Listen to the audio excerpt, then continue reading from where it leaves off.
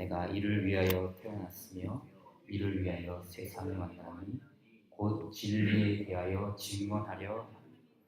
무릇 진리에 속한 자는 내 음성을 듣느니라 하신대 빌라도가 이르되 진리가 무엇이냐 하더라. 이 말을 하고 다시 유대인들에게 나가서 이르되 나는 그에게서 아무 죄도 찾지 못하였노라.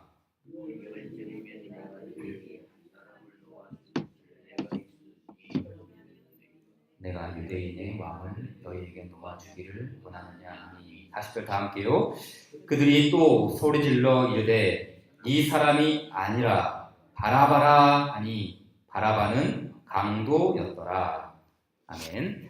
믿음의 도리 9번째 시간입니다. 오늘은 사도신경의 4번째 항목인 본디오 빌라도에게 고난을 받으사 이 부분에 해당되는 말씀을 함께 살펴보도록 하겠습니다. 기독교 문화 연극 중에 빌라도의 고백이라는 연극이 있습니다. 연극이다 보니까는 그 연극의 배역을 맡은 다 배우들이 있겠죠. 근데 이제 그 빌라도의 역할을 맡은 배우가 있어요. 그 등장 배역을 맡은 이 연극자가 딱 관객들 앞에 서서 첫 번째 대사가 이런 대사라고 합니다. 제발 제 이름을 사도신경에서 빼주세요. 부탁입니다. 제발 좀 빼주세요. 얼마나 억울하면 그럴까요? 사실 빌라도는 나름대로 예수님을 구명하기 위해 예를 썼던 인물입니다. 그런데 사도신경은 예수님을 십자가에 매달도록 한 장본인이 다름이 아니라 바로 빌라도라고 말합니다. 본디오 빌라도에게 고난을 받으사라고 고발하지 않습니까? 사도신경을 고백하면서 누구나 이런 생각쯤은 한번 해봤을 법합니다. 왜 하필이면 빌라도의 이름이 나왔을까? 왜 이름이 구체적으로 명시적으로 이렇게 이름이 나왔을까요? 물론 예수님이 고난 받으셨다는 것은 빌라도에게만 고난 받으신 건 아니죠. 예수님을 죽음으로 몰아간 사람은 빌라도만이 아닙니다. 유대인들도 있었고요, 제사장도 있었고요, 또 대제사장 가야바, 아주 중요한 인물이죠. 대제사장 가야바라는 이 인물도 꽤 많은 사람들이 다 이렇게 연루되어 있어요. 빌라도, 헤롯, 대제사장 가야바, 일반 제사장들, 유대인들 많은 사람들이 있었는데 왜 하필이면 유독 빌라도라는 이름이 사도신경에 이렇게 딱 명시가 되어 있는 걸까요? 사실 이 본디오 빌라도에게 고난을 받으사라는 이 부분을 조금 더 올바르게 번역을 하면 다음과 같습니다. 바로 본디오 빌라도 치하에서 고난당하시고 혹은 빌라도의 권세 아래에서 고난당하셨다라고 말할 수 있어요. 빌라도의 치하 아래에서, 빌라도의 권세 아래에서 고난받으셨다. 그럼 본디오 빌라도 치하에서 고난받으심은 어떤 의미가 있는 걸까요? 어떤 사람들은 빌라도에게 고난을 받았다는 것을 이렇게 주장합니다. 예수는 말이야, 정치적인 음모 때문에 죽임을 당했어. 빌라도와 종교 지도자들이 합작하여 음모를 꾸민 것이지. 마치 우리 옛날에 군사 정권 시대에 멀쩡한 사람을 어디 잡아가지고 때리고 고문하고 협박해서 북한과 내통한 사람으로 만들어 버렸듯이 예수님을 그 당시 지배국가였던 로마를 전복시키려 했던 정치적 주동자로 만들어 버렸다는 것이죠. 이런 사람들의 이야기는 일단 성경과 전혀 일치하지 않죠. 성경과 전혀 일치하지 않습니다. 즉 성경을 제대로 읽지 않았다는 거예요. 성경을 읽지 않고 그냥 허무맹랑한 소리를 하는 것이죠. 근데 물론 예수님이 빌라도, 헤롯, 그리고 대제사장 가야바 등 이런 정치적인 사람들에 의해서 죽임을 당한 것은 맞습니다. 그들의 음모가 있었던 것은 맞아요. 하지만 예수님은 정치적인 음모에 의해서 살해당한 것이 아니죠. 우리 마태복음 말씀 보게 되면은 참새 한 마리도 하나님의 뜻이 아니면 땅에 떨어지지 않습니다. 이 말은 하나님의 주권이 작동되고 있다는 거예요. 하나님의 주권. 우리는 하나님의 주권을 믿는 사람들이잖아요. 빌라도와 종교 지도자들 역시 하나님의 주권 아래 있어요. 그들이 뭔가 음모를 꾸미고 속닥속닥 귓속말을 하고 뭔가 쪽지를 오고 가는 그런 음모의 속임수 속에서도 하나님의 주권이 작동되고 있다는 것을 우리는 기억할 필요가 있어요. 비록 그들이 손과 발을 맞추고 입을 맞춰서 예수님을 죽음에 몰아넣었지만 예수님은 결단코 인간의 결정에 의해 죽임을 당하지 않았습니다. 사도행전 말씀 보니까 다음과 같은 말씀이 있어요. 한번 같이 이 말씀을 읽어볼까요? 시작.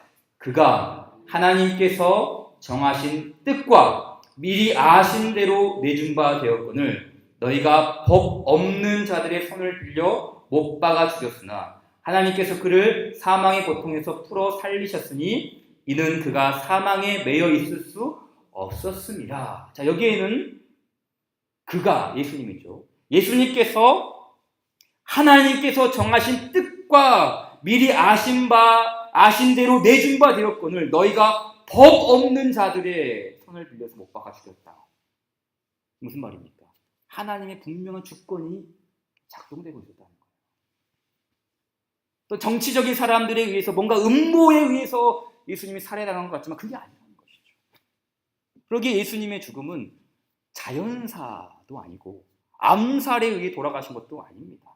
피치 못할 사고에 의해서 어쩌다 보니 돌아가신 것도 아니죠.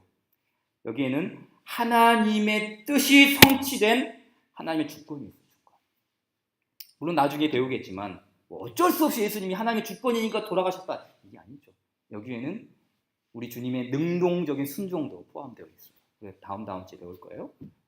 자, 이 본디오 빌라도 치하에서 고난 받으셨다는 것은 하나님의 주권이 바로 여기 속에 있었다는 것을 먼저 암시를 하고 있죠. 또 예수님께서 빌라도 치하에서 빌라도의 권세 아래에 있었다는 것은 빌라도의 법 아래에 있었다는 것을 의미합니다. 그러니까 빌라도 치하에서 고난 받으셨다라는 말은 하나님이신 그 예수님이 이 세상의 법정관이 그 빌라도의 법 아래에 들어갔다는 의미가 있어요. 법 아래에 있었다. 다시 말해 예수님의 죽으심은 법적인 형벌이에요. 법적인 형벌. 무작정 그냥 십자가에 못 박은 것이 아니라 법적인 신문과 법적인 검증과 법적인 절차를 다 밟은 후에 심판을 받았습니다. 그러니까 이 예수님의 죽으심은 사법적 성격이며 성경이 아니라 사법적 성격을 띠고 있어요. 사법적 성격. 법적인 요소가 있다는 것이죠. 보세요. 근데 여러분, 예수님은 죄가 없으시죠. 죄가 없으신 분. 우리가 지난 시간에 뵀듯이 죄를 알지도 못하신 분. 그러니까 죄를 짓지도 못하신 분이 아니라 성경은 죄를 알지도 못하신 분이라고 고린도후서에서 말씀하죠. 죄를 알지도 못하신 분이에요. 그럼에도 불구하고 예수님은 범죄자로 정죄당했습니다. 사형 선고를 받은 것이죠. 이것은 올바른 재판이 아니었어요. 죄가 없으신 분이, 죄를 알지도 못하신 분이 사형 선고를 받았습니다. 억울한 죽음입니다. 빌라도는 예수님의 무죄를 알았을까요? 몰랐을까요? 알고 있어요. 그 당시 로마의 법이 허술한 법이 아닙니다. 오늘 우리가 하고 있는 그 모든 법의 토대는 다 어디서 왔어요? 로마의 법이에요. 로마의 법. 그 당시 로마의 법은 완벽하고 가장 좋은 기본이 되는 로마의 아주 좋은 형법이었어요. 나름대로의 기준이 있었고 유죄와 무죄를 가릴 수 있는 법적인 잣대가 있었습니다. 빌라도가 보았을 때, 빌라도는 재판장이니까 분명히 보았을 때 예수님은 무죄입니다. 무죄. 그래서 오늘 말씀에도 보게 되면은 이런 말씀이 있죠. 이는 내가 그에게서 아무 죄도 찾지 못한 것을 너희로 알게 하며. 백성들에게 말했어요. 아무 죄도 찾지 못했다. 19장 6절에도 나는 그에게서, 예수님에게서 죄를 찾지도 못하였노라 라고 말합니다. 심지어는 빌라도는 예수님을 석방하려고까지 했어요.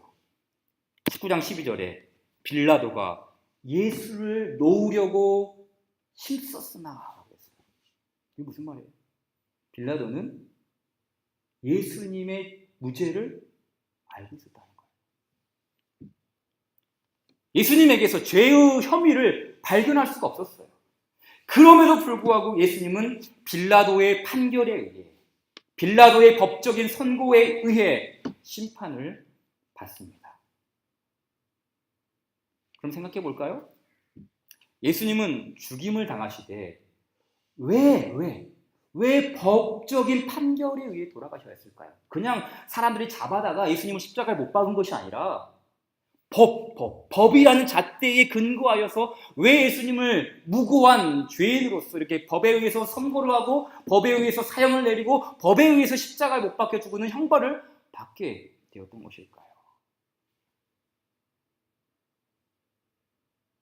여러분이 생각하는 그 대답이 맞습니다. 그것은 바로 예수님의 죽음에는 법적인 효력이 있다는 걸 보여주고 있는 거예요. 예수님의 죽음에는 법적인 효력. 비록 무고한 자를 희생시키는 잘못된 법이었지만 그 법에는 하나님의 법이 포함되어 있어요. 루이스 멀크포라는 신학자는 그 이 부분이죠. 예수님의 죽음에 대해서 다음과 같이 설명한 것을 봤습니다. 제가 한번 읽어볼게요. 예수님은 불법자로 간주되고 범죄자로 정죄되어야 했다. 더구나 로마인 재판관에 의해, 빌라도죠, 로마인 재판관에 의해 재판되고 선고당하는 것은 하나님의 섭리적 계획이었다. 빌라도의 판결은 비록 근거는 전혀 달랐지만 이거 누구의 판결이었다고요? 하나님의 판결이었다. 왜요? 그는 저주받은 죽음을 당하심으로써 그가 우리를 위해 저주가 되셨다는 사실을 실증하신 것이다. 설명합니다.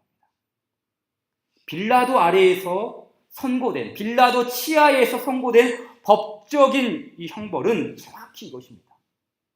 죄가 없으신 예수님이 범죄자가 되었고 그로 인해 우리가 살게 되었다는 하나님의 판결을 보여줘요. 즉 우리가 하나님의 법정에서 우리가 선고를 받고 우리가 형벌을 받고 우리가 사형을 받아야 하는데 그렇게 하지 아니하고 무고한 자의 희생, 우리의 죄를 뒤집어 쓴 그 예수님의 형벌, 법적인 판결에 의해서 예수님이 이 법에 의해 심판을 받고 우리는 법에 의해서 다시 한번 자유함을 누리게 되는 은혜를 누리게 되었다는 것이죠. 이 부분을 사도행전 8장 33절은 이렇게 말합니다. 그가 굴욕을 당했을 때 공정한 재판을 받지 못했다. 그가 굴욕을 당했을 때 공정한 재판도 받지 못하였으니 누가 그의 세례를 말하리요? 그의 생명이 땅에서 빼앗기리로다. 이 말씀을 이번에 우리가 큐티하고 있는 이사야 본문에서 인용을 한 거예요. 사도 일과가. 어딘지 기억나십니까? 이사야 53장에 나오죠. 같이 한번 읽어볼까요? 시작. 그가 살아있는 자들의 땅에서 끊어짐은 마땅히 형벌받을 내 백성의 허물 때문이라 하였으리요. 아멘. 보십시오. 그가 굴욕을 당했을 때 공정한 재판을 받지 못했다라는 이 말을 사도는 이사야 선지서에서 말씀하고 있는 53장 8절의 말씀. 그가 살아있는 자들의 땅에서 끊어지면 마땅히 형벌받을 내 백성의 허물 때문이라. 내 백성의 허물 때문이라. 공정한 재판을 받지 못했다는 것이죠. 그분께서 메시아가 되신 그 예수 그리스도께서 공정한 재판을 받지 못했다. 왜? 마땅히 형벌받을 내 백성의 죄를 뒤집어 썼기 때문이죠. 법적인 판결을 마땅히 받아야 하는 우리를 대신해서 예수님께서 그 죄를 뒤집어 썼다는 의미입니다. 그러기에 예수 그리스도를 믿는 우리에게는 법적인 효력이 주어집니다. 법적인 효력. 예수님이 법적으로 모든 것을 지불하셨기에 우리도 법적으로 자유하게 되었어요. 예수님께서 법적으로 형벌을 받으셨기에 우리는 법적으로 정죄함이 없어요. 그냥 우리가 무턱대고 우리는 정죄함이 없다. 그냥 우리 마음에 내킨 대로 정죄함이 없다는 이런 말이 아니라 법이요, 법. 하나님의 법적인 그런 의미에서 우리는 법적으로 정죄함이 없어요. 또 법적으로 하나님께 의롭다함을 받았습니다. 법적으로. 이것이 예수님이 빌라도 치하에서 그러니까 빌라도의 이 법 권세 아래에서 고난을 받으셨다는 커다란 의미를 담고 있어요. 단순히 이 빌라도라는 한 사람을 매장시키려고 이 사도신경에 이 빌라도를 집어넣은 것이 아니라 빌라도의 권세 아래에서 예수님이 어떠한 형벌을 받으시고 어떠한 법에 의한 심판을 받으심으로써 우리가 법적으로 어떤 존재가 되었는지를 구체적으로 설명한 것이죠. 이 부분을 하이델베르크 교리 문답이 잘 설명해 주고 있습니다. 38문에 보면 질문이 이렇습니다. 예수님은 왜 재판장 본디오 빌라도 치하에서 고난을 받으셨습니까? 라고 묻습니다. 답, 같이 한번 읽을까요? 시작. 그리스도는 죄가 없지만 세상의 재판장에서 정죄를 받으셨으며 이로써 우리에게 임할 하나님의 준엄한 심판에서 우리를 구원하셨습니다. 아멘. 우리는 하나님의 법정에서 정죄와 심판을 받아야 마땅합니다. 하지만 예수님께서 세상의 법정에서 빌라도의 치하에서 정죄받으심으로 우리에게는 구원의 은혜가 선고되었어요. 예수님께서 땅 사형이라는 이 법의 판결을 받았을 때 우리에게는 땅 무죄, 너는 의롭다 라는 그런 이 법에 의한 판결이 결정된 것이죠. 그러므로 이 예수 그리스도의 십자가, 이 예수님께서 본디오 빌라도에게 재판을 받았던 이것은 우리에게 그리스도의 긍휼의 법, 그리스도의 사랑의 법, 그리스도의 은혜의 법이 무엇인지를 분명하게 또 풍성하게 보여주는 의미를 담고 있어요. 자, 이제 마지막 세 번째로 그럼 빌라도 치하에서 고난 받으셨다고 했는데 이거를 예수님의 고난과 우리의 고난이라는 부분을 조금 매치시켜봤어요. 빌라도의 재판에는 분명히 하나님의 섭리가 작동되었어요. 그렇죠? 무지하신 분, 죄가 없으신 분이 그 하나님의 섭리 가운데에 고난, 고통, 아픔 당하셨어요. 또 빌라도의 판결이 곧 하나님의 판결이기도 했어요. 죄가 없으신 그분이 죄 있는 모습으로 고난을 받으셨습니다. 그게 예수님의 고난의 모습입니다. 그런데 이게 흡사하게 예수님을 믿는 우리에게도 동일하게 나타날 때가 있어요. 예수 그리스도의 형상을 입은 우리 신자들의 삶 속에 고난, 하나님의 섭리적인 고난, 예수 그리스도를 믿는 하나님의 형상으로서의 우리에게 세상의 판결 같은 하나님의 판결이 있을 수 있다는 것이죠. 그래서 믿음으로 살아가는 사람들이 믿음으로 살지 않는 사람보다 더 많은 고난을 당하는 것 같아요. 참된 그리스도인들이 유사 그리스도인들보다 더 많은 아픔이 있는 것 같아요. 그래서일까요? 이 베드로 사도는 신자의 특징을 뭐라고 합니까? 그리스도인들의 특징을 단 하나로 고백합니다. 고난이다. 고난. 신자의 참된 특징은 고난이다. 성경을 열어볼까요? 베드로전서 갑시다. 베드로전서 2장 열어보도록 하겠습니다. 베드로전서 2장입니다.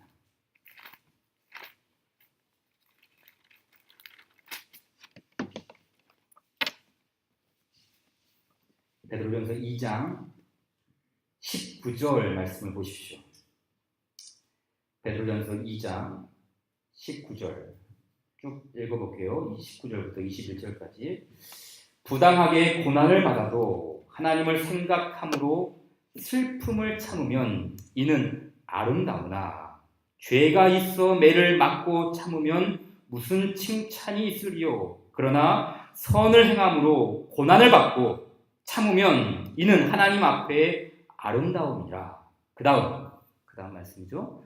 우리가 무엇을 위하여 부름을 받았다고 말합니까? 이를 위하여 너희가 부름을 받았다고 합니다. 여기서 말하는 이것! 이게 뭡니까? 이게 뭡니까? 앞뒤 문맥에서 해석을 하면 이건 뭐예요? 우리가 이것을 위하여 너희가 부름을 받았다 했는데 이걸 뭡니까? 도대체 이것이 뭡니까? 고난이죠. 고난을 위하여 너희가 부르심을 받았으니 그리스도도 너희를 위하여 고난을 받으사 너희에게 본을 끼쳐 그 자취를 따라오게 하려 하셨느니라.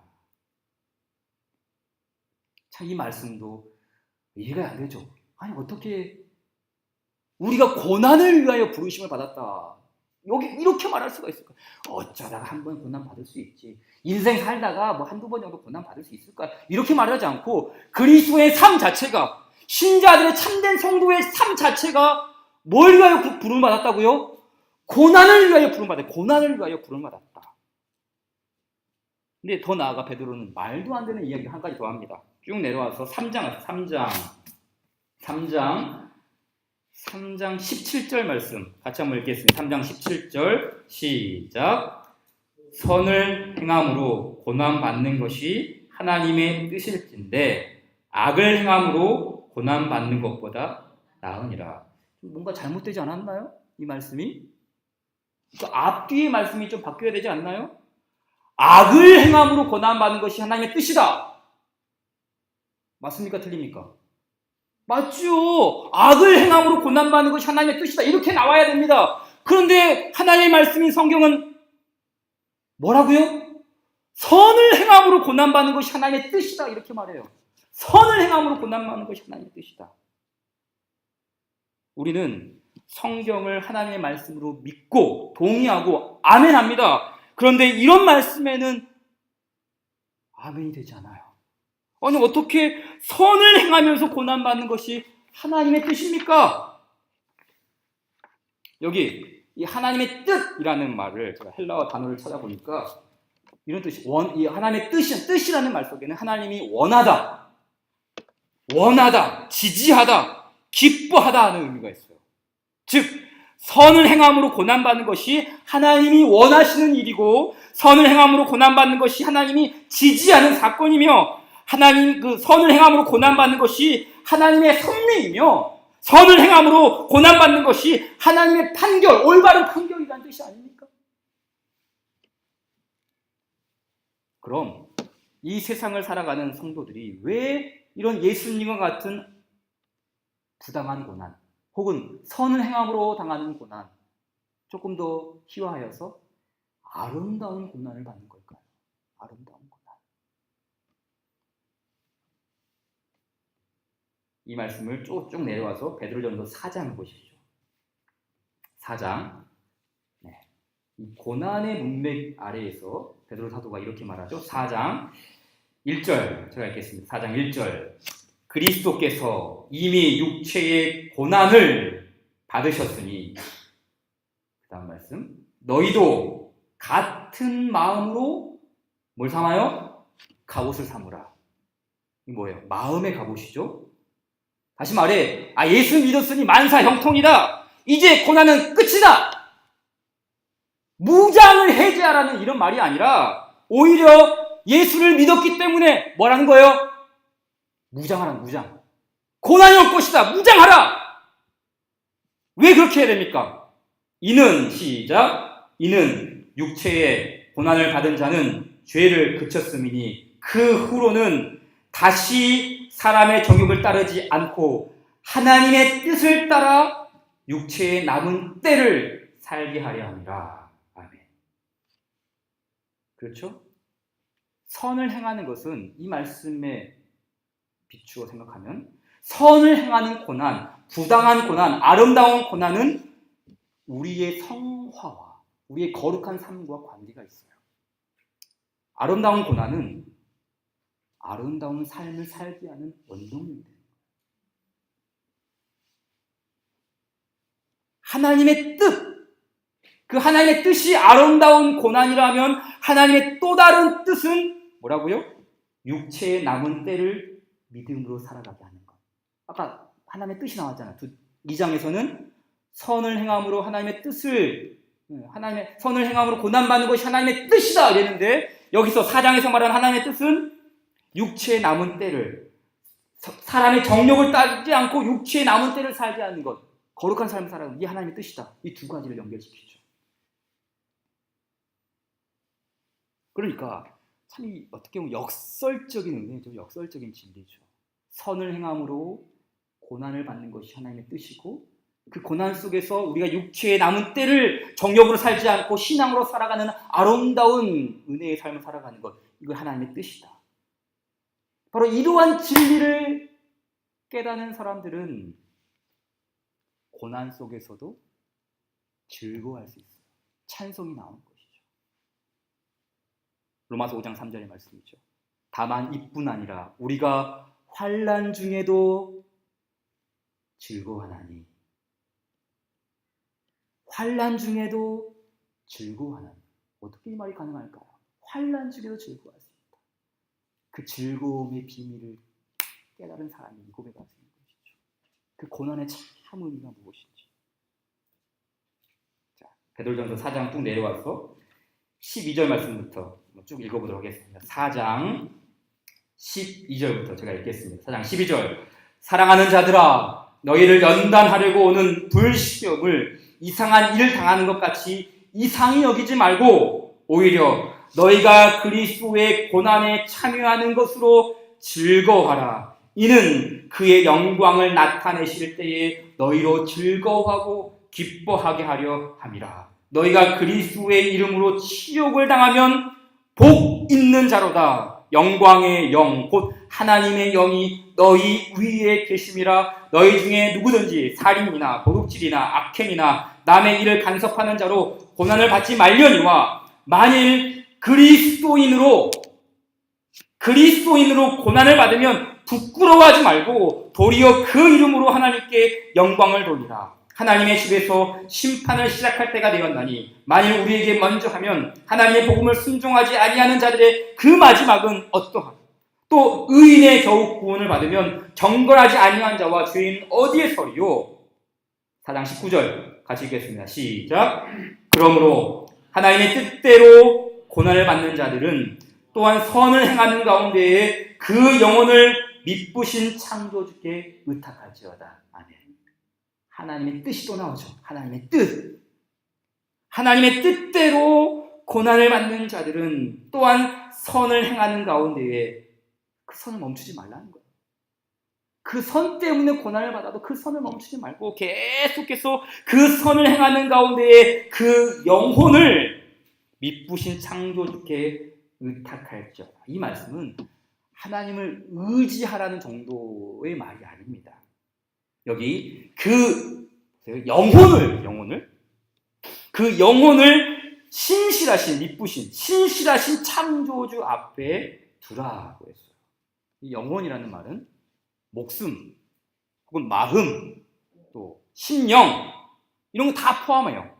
이게 전 인격을 뜻하는 말이죠. 영혼이라는 말은. 그렇잖아요, 여러분. 사람이 고난받으면 육체만 상하는 게 아니에요. 가장 그 특별히 애매한 고난, 부당한 고난을 받으면 사람에게서 가장 힘든 게 뭡니까? 육체의 고난이 아니라 육체의 아픔이 아니라 마음의 아픔이죠.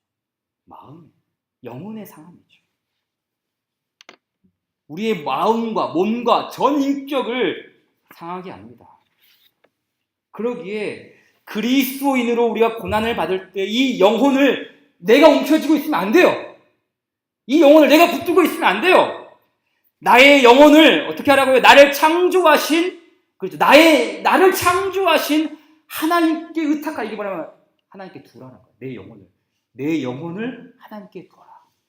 그 하나님 면전 앞에, 하나님 존존 앞에 나의 모든 전 인격과 전 의지와 영혼을 하나님 앞에 두어라. 그 말이에요. 그러면 환경은 변하지 않고 상황은 달라질 것이 아무것도 없고 여전히 고난의 현실이고 여전히 애매하고 이 부당한 고난들이 가득하여도 나의 영혼을 하나님 앞에 딱 두면 내가 달라져요. 내가. 상황은 달라지지 않았어요. 그대로예요. 근데 나의 영혼을 하나님께 딱 두면 내가 달라져요. 내가. 그 고난을 대하는 자세에 나 자신이 달라야 돼요. 나 자신이 새로워집니다. 나 자신이 변해요. 나 자신이 업그레이드가 되죠. 욥이 한 고백처럼 그가 나를 단련하신 후에는 내가 정금과 같이 나오죠. 옛날 성경 정금, 새 버전에는 순금과 같이 나오죠. 예수님께서 빌라도 치하에서 고난을 받으셨습니다. 죄 없는 자가 부당한 판결을 받았습니다. 예수님을 따르는 우리 역시 세상의 권세, 세상의 치하 아래에서 고난받을 수 있습니다. 고난의 화살이 우리에게 비 오듯이 쏟아질 수 있어요. 수십 개 계속해서 날아옵니다. 이 고난의 화살이. 그럴 때 걱정하지 마십시오. 우리의 영혼을 미쁘신 창조주께 두라. 미쁘신 창조주께. 예수님이 우리의 방패가 되어주십니다. 예수님이 우리의 보호막이 되어주시고, 주께서 그 주님의 십자가가 그 고난의 화살을 다 막아주세요. 다 막아주세요. 십자가가 다 막아주는 것이죠. 우리의 영혼을 미쁘신 창조주께 의탁하며, 그리고 육체의 남은 때를 계속해서 그 고난의 화살이 날아온다 할지라도 육체의 남은 때를 정욕으로 살지 않고 믿음과 신앙 안에서 살아가는 거예요. 마지막으로 베드로전서 5장 10절 11절, 그 고난 속에서도 참된 영광을 주시는 하나님을 우리가 성령하는 고백으로 마치고자 합니다. 5장 9절 10절, 5장 10절 11절 같이 읽겠습니다. 시작.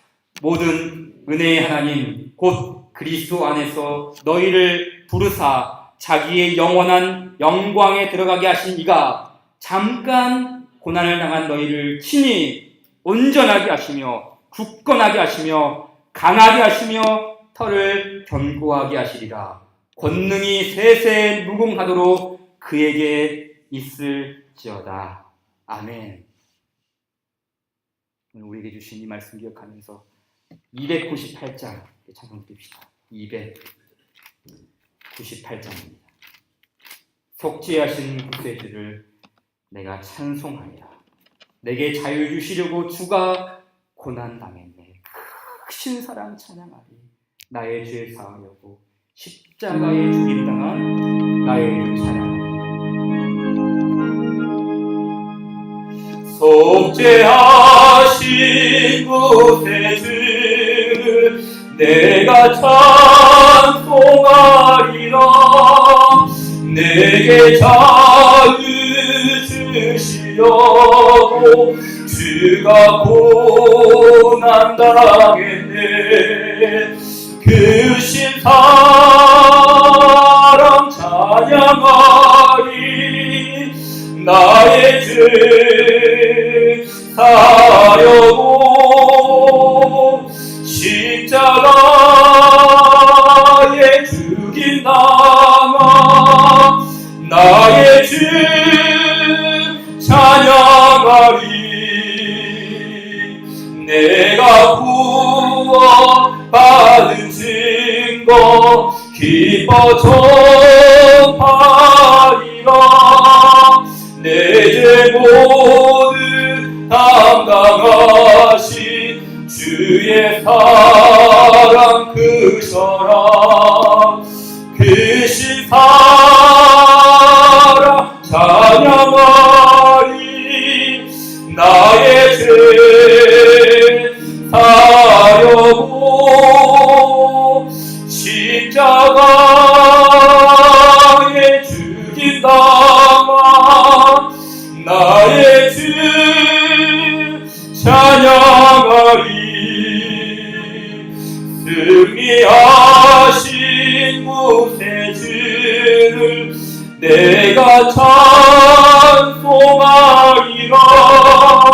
죄와 죽음 지옥 권세 주가 모두 이겼네. 크신 사랑 찬양하리. 나의 죄 사하려고 십자가에 죽임 당한 나의 주 찬양하리. 고마우신 구세주를 내가 찬송하리라.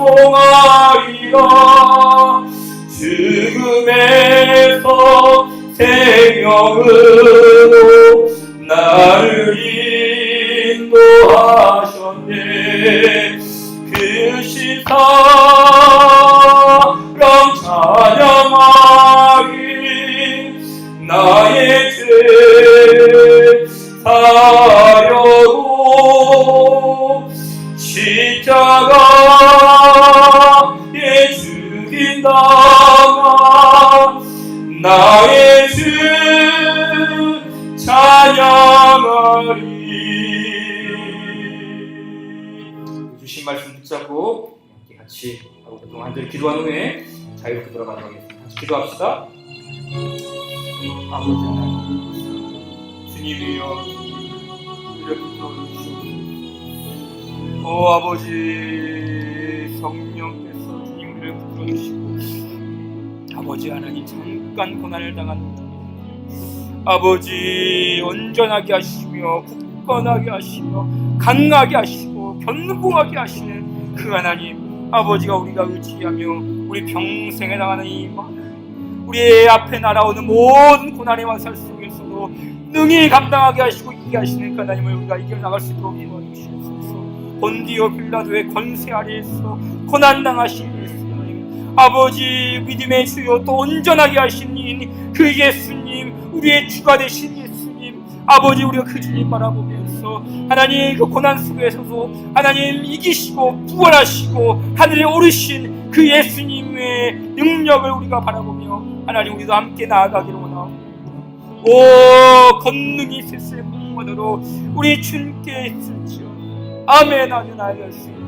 하나님의 백성들 다 되게 하여 주시옵소서. 오 아버지 하나님, 주님